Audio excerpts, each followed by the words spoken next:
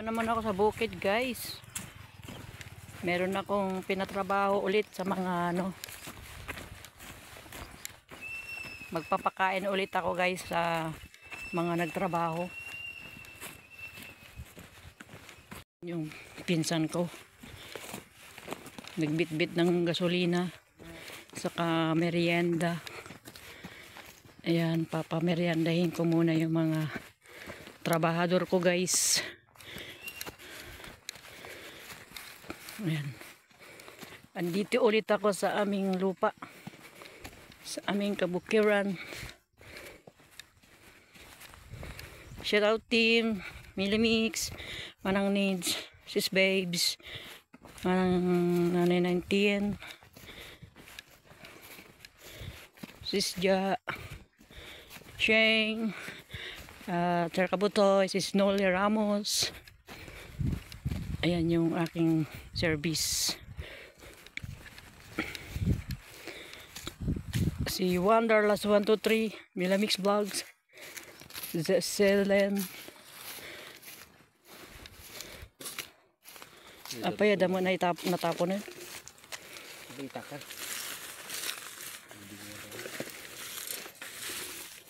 Ayan, nandito na kayo sa bukid, guys. Yung aking manager, ayan o, tignan nyo, mukhang igorot. Yung driver ko, pogi. Oh. Foreigner na igorot, guys. Magaling maggitara. Yan po yung magaling maggitara, guys.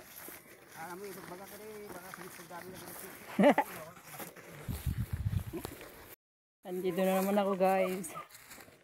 Ayan o, ang bag. Papakain ako ng mga trabahador. Ayan.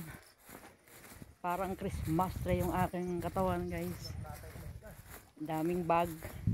Pagkain namin yan, no? Pagkain namin. Dito pa sa likod. Di ba? Shout out kay sa aking asawa, si Alex. Siya yung nagbigay ng bag na puti. Tama-tama. Ang tibay nito. Kahit mabigat kang ilagay mo. Yan. Magpapakain tayo ng mga trabahador. Team. Shout out team. Yung bag mo. Kasama rin yung bag mo pa rin. Kulay black. Ayan.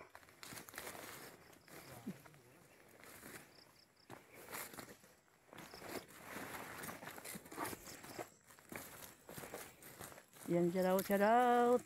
Pakain tayo, guys. Dagal ala siguro. Awan di bunga na? Ay, may kumukuha niyan.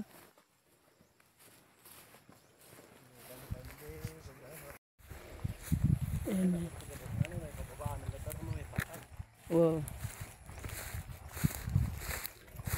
Kung yan mapabuldoser yan, no, yung talon na yan. Nagadumot eh. Amo ah.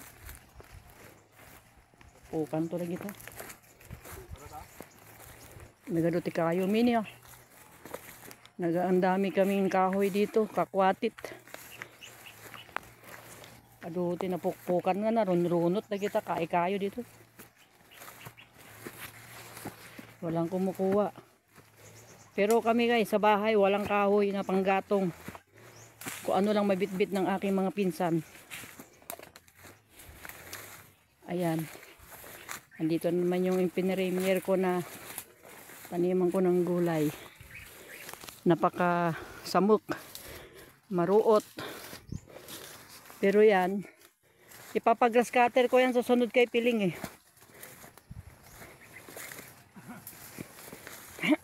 Itong mga igid.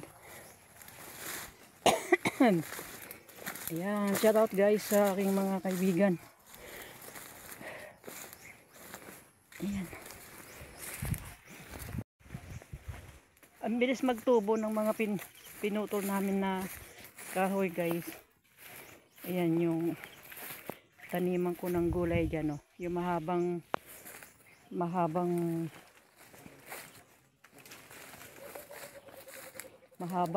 tanim. Ay mahabang bakod. Ayan. Diyan ako umaakyat to. Wala kasing gate. Dito kami maakyat. Ayan. Ayan yung sitaw ko guys. Ayan.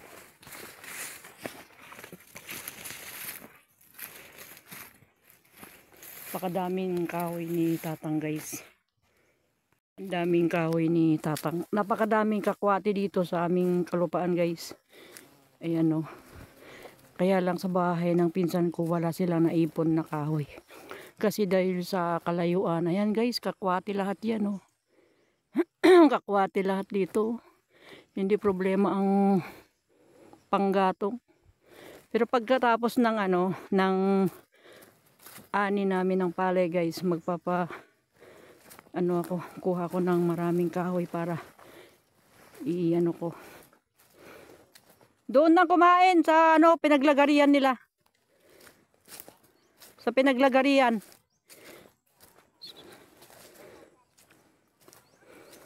Ayan guys.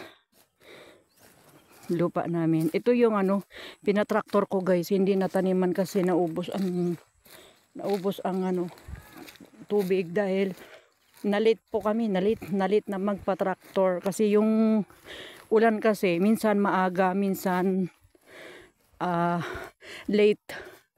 Ayan guys, ang daming mga kakwati. Diba? Hindi kawawa si mama ng panggatong. Talagang marami kaming Diyan banda dyan sa baba dyan guys. Yan ang aking tinaniman na palay. Pwede na anihin bukas. Ito naman, pinaputol ko yung mga kahoy kasi marami ng kahoy. Yan. Pero sa next year, maaga kami. Depende yung dating ng ulan. Kasi minsan, iba-iba kasi yung iba-iba yung guys. Yung dating ng ulan, minsan maaga, minsan late. Antay ka ng antay. Hindi naman pwede agad-agad magpatanim kasi baka mamaya late yung ulan.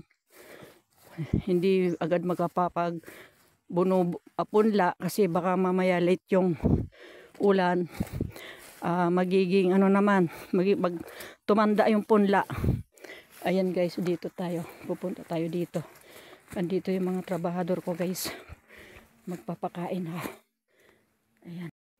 Ayan guys, medyo pataas ito, pataas. Kaya medyo nakayuko ako. Ayan. Naakyat ako dito sa gubat. Ayan. Naririnig ko yung yung tunog.